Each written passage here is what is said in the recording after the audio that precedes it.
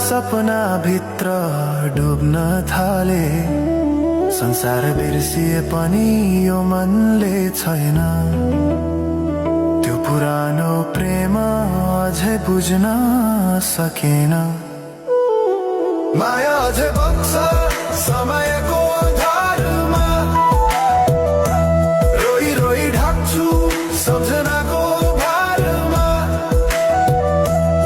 भुल्न खोज्दा अझै झन् झल्किन्छ मुटुमा। यो प्रेम अब बाँकी छ पीडाको रूपमा।